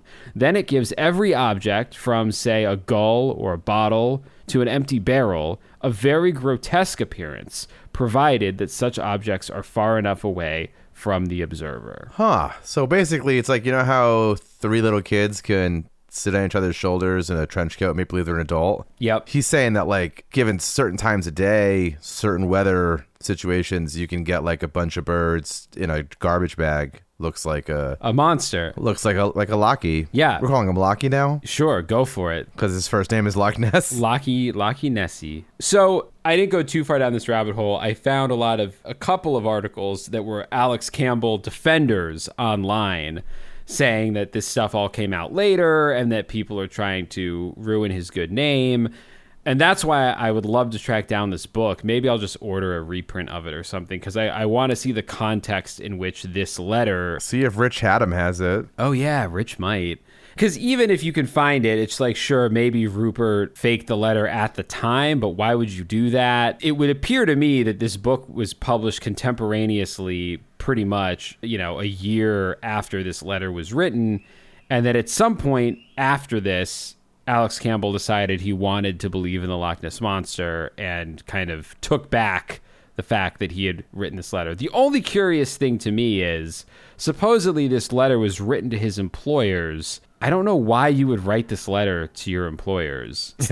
Dear employer, today I saw maybe birds. Yeah, Anyway, how is it with you at work? I don't know. Maybe some other monster myth and legends had spread and he was like, "No, I'll set them straight." I'm not sure. But it's also very telling. I mean, the reason I'm ending the episode with this is he's one of the only people that I have ever read to say in no uncertain terms there is a mirage-like effect that occurs on Loch Ness that makes small things look much bigger. That you can ask other people who work on the loch and they would confirm that. He even says, like, yeah, if you ask anybody around here, like, who really knows this fucking place, they'll tell you that happens. Yeah, so that I find so interesting and wonder how many sightings over the years, whatever this visual mirage effect is, I'm curious how many times that has been the reason that somebody has thought they've seen something. I'm looking up Inverness, and apparently in 2008 it was voted basically the best place for quality of life in Scotland. Oh, dude, it's apparently a fucking vibe, but its population has almost doubled since 2012. Yeah. So I wonder if it still is the most, such a vibe. Oh, yeah. Well, I will say this. I never ask our listeners for anything except to subscribe to Premium. But the other thing I will ask is if anyone listening to this show can help get your boy to Loch Ness, I would be forever grateful if you can put me up for a couple days. We'll come do an episode from your house. Yeah, 100%. We're coming to Scotland, baby. Loch Ness is, I've said this before, my wife knows this, like, it is my Mecca. It is it's my imagination Mecca. It is a place that I have thought of for so long that I feel like I need to go someday, put my feet in the water. Like, it's almost a religious thing for me at this point. And I'm pretty skeptical that this thing even exists anymore. But it is such a mind palace that I go to all the time. I would love nothing more than to go spend a couple days drinking some pints and walking around. And well, you're not alone. Like I said, Inverness, if that's even how you say it, who many, I think, I don't know if it's official or not, but many claim is the capital of the Highlands. And unfortunately for them, has the Earl of Inverness, who is Prince Andrew, who's Epstein's good buddy. Oh, no, really? He is the Earl of Inverness. That is... And apparently, when the Epstein scandal shit all started, the people of Inverness were like, hey, this isn't a vibe. We don't like his name attached to this place anymore. But he remains, he, according to Wikipedia, is still the present Earl of Inverness. We got to get some new Loch Ness Monster photos circulating to get people to forget that he should have spearheaded that. He should have, yeah. He should have been like, oh, these photos of me with underage, how about instead, look at my other hand where I have new photos of Nessie. Yeah, he's like, you know who took that photo? Frank Searle. Now what? Frank Searle. She's one of Frank Searle's cutouts. She's one of Frank Searle's cutouts. Yeah. Fucking Prince Andrew, whatever his fucking name is, would have been hanging out with Frank Searle, that piece of shit. Oh my God, I bet. Could you imagine that group? Jesus fucking Christ. Prince Andrew, Alistair Crowley Searle. and Frank Searle. they got up to some trouble, some dirty business around Loch Ness. Yeah, but we'll go. We'll ignore that fact that Inverness is growing bigger than it can probably handle and has a creep with a official title there. But we're still coming, so let us know. Yeah, actually, I'll stake this. We will do a live show, or maybe not a live show, but we will do a show from Loch Ness. It's not that expensive to get over there. It's just the staying there and the, When I was in Scotland, I was staying with people, I know, but they are nowhere. As I even asked, I'm like, we fucking going to Loch Ness? They're like, that is hours north of where we are. But we will do a show from there. We'll do a whole season from Loch Ness because there's all kinds of weird myths and legends in that area. So also, any other podcasts from that area want to do like a fucking crossover with us, we'll do that too. Yeah, for sure. All right, so that basically brings us to the end of the episode. Now, again, this is a slightly special episode. This is a Fear of the Unknown episode of Scared All the Time, which means... Back to our pilot. It means we are not going to have Fear Tier. Instead, we are going to have what Ed has coined the Is It Here tier, which is our ranking of believability and how much we believe that this unknown thing exists. In this case, the Loch Ness Monster. This is really hard for me because I want to put it so high. I want to put this up with bugs. Like, yeah, it exists. I'm sure it exists. But I don't know if I can. I mean, let me do this. I'm going to put Nessie at like a 7 out of 10 on the Is It Here tier because there's definitely cryptids that are way less likely. And I can think of one or two that are more likely. So I'll put it at like a 7. Okay. This is tough because... I'm willing to believe everything's here. So it would be pretty hard for me to just go like that 100% doesn't exist because I'm like you have mentioned in the past. I am like an I want to believe person to begin with. Mm-hmm. But yeah, I would put Nessie as a 7 out of 10 as well because that is a really deep lake. Mm-hmm. And there is a river attached to it and other stuff. Like there's places to hide. And I think about this because I had just discovered like a week ago that Long Island Sound, which is where my family lives on Long Island Sound. So when we were walking by the water, that's what the water we were looking at is. It's like between Long Island and Connecticut, then the Atlantic's beyond that. I just discovered that the deepest point of the Long Island Sound is 40 feet deep. And like I've driven on boats through that shit. I've been on sailboats. Yeah. And I've never been like, 40 feet below us, there's the fucking dirt. And that's the absolute deepest. Yeah. So to have like, you had hundreds of feet, I feel like you said. 770, possibly 800. That's really fucking deep. Maybe it's not really deep, but in my mind, it's like, I have been on ferries across the Long Island Sound a million times, and it's a giant ferry. Yeah. And it handles it fine. So 700 feet, that's a lot of space for something to like be scooting around. Yeah, and there's evidence that there's caves down there. Yes, the rivers, the in and out to the ocean. Like, it's not impossible. So here's a note to end on. Robert Rhines, near the end of his life, decided that since he could not find evidence of the Loch Ness Monster, it must have died. which is and that he kind of shifted his search from evidence of a living creature to trying to find a skeleton, which I think is such a human-centric way of looking at the myth of like, this is a man who put forth a theory that plesiosaurs survived an extra 60 million years and that 12,000 years ago got fenced off into Loch Ness by the Ice Age, and then has the temerity to say, oh, well, it just died. Like right after I saw it. Now they're dead. Yeah. Now it's dead. It's like, come on, man. And as evidenced by the other animal you talked about, the other like dinosaur we've discovered that now is thriving and has... Oh, the coelacanth. Yeah. And it's like, yeah, dude, I mean, really, the water, man, it's dark, it's deep. Mm-hmm. There's caves down there. You can go under the sand. It's just, we can't spend a lot of time down there. Yeah. It is easy for me to believe that something that is described as a dinosaur that lives in deep water in a world in which we know that there are straight up dinosaur ass shit that's still around. Like, yeah, it's a very good, 7 out of 10. 7 out of 10 on a thing we just invented mere minutes ago. Love it. 7 out of 10. All right, guys. Well, listen, that is Scared All the Time Season 3. I hope you've enjoyed it. Stay tuned. There's a lot more coming. We're still doing a live show. Even though we're going to have a few weeks off, we'll be doing a live show during those weeks off. If you're subscribed to Premium, you'll still be getting your button of the month if you're subscribed to the I'm Terrified tier. and the store is going to be open soon. Like, we are just getting started. We're less than a year into this. And keep listening. I hope you enjoy it. We love doing this. Yeah, thanks so much, everybody. This has been such a wild ride so far, and it's a lot of work. So that's why we always take a little longer than we'd like to get things going, but we just want to do things well. And on that note, if you hate this very special type of episode, we're not against being a Robert Rhines and saying that it died as quickly as we've discovered it. But I hope not, because it was fun for me, and we'll see. We'll try and keep doing them every once in a while. Yeah. All right, so that's the episode. Hell yeah. Thanks, guys. Until next season, I'm Chris Cullari. And I'm Ed Voccola. And this is Scared All the Time. Bye. Scared All the Time is co-produced by Chris Cullari and Ed Voccola. Written by Chris Cullari. Edited by Ed Voccola. Additional support and Keeper of Sanity is Tess Feifel. Our theme song is the track Scared by Perpetual Stew. And Mr. Disclaimer is... And just a reminder, you can now support the podcast on Supercast and get all kinds of cool shit in return. Depending on the tier you choose, we'll be offering everything from ad-free episodes to producer credits, exclusive access, and exclusive merch. So go sign up for our Supercast at scaredallthetimepodcast.com. Don't worry, all scaredy cats welcome. No part of this show can be reproduced anywhere without permission. Copyright Astonishing Legends Productions. Good night.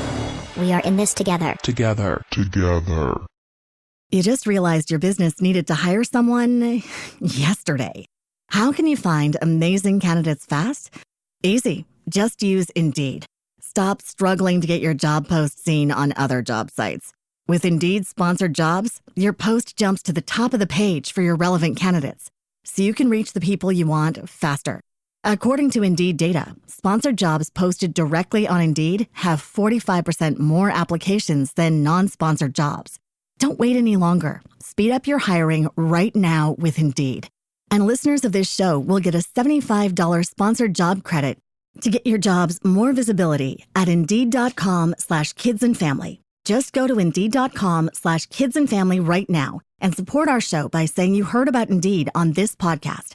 Terms and conditions apply. Hiring? Indeed is all you need.